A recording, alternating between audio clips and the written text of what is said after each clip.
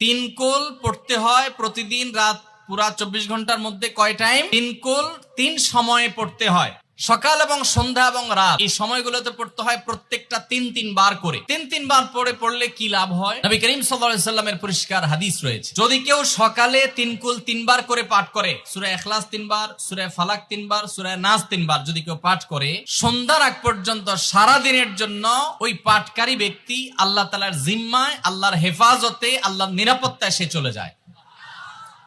যত প্রকার অনিষ্ট আছে, ক্ষতি আছে, দৃশ্যমান ক্ষতি, অদৃশ্যমান ক্ষতি, সব ধরনের ক্ষয়ক্ষতি থেকে এবং আকস্মিক বিপদ থেকে, মুসিবত থেকে আল্লাহ রাব্বুল আলামিন ওই ব্যক্তিকে হেফাজত করেন, যে ব্যক্তি ইয়াকিনের সাথে, ঈমানের সাথে, দৃঢ়তার সাথে আল্লাহ তাআলার কাছে প্রার্থনা করে এই সূরাটা সকালে 3 বার পাঠ করে। একইভাবে যে ব্যক্তি সন্ধ্যায় পাঠ করে, মাগরিবের আগে বা পরে, আসরের পর থেকে নিয়ে মাগরিবের আগে কিংবা এশার আগ পর্যন্ত পুরো সময়ের ভিতরে যদি কেউ এই 3 কুল 3 বার পাঠ করে, তো সারা রাত জুড়ে ওই ব্যক্তি, এই পাঠকারী ব্যক্তি আল্লাহ রাব্বুল আলামিনের নিরাপত্তায় প্রবেশ করে যায়।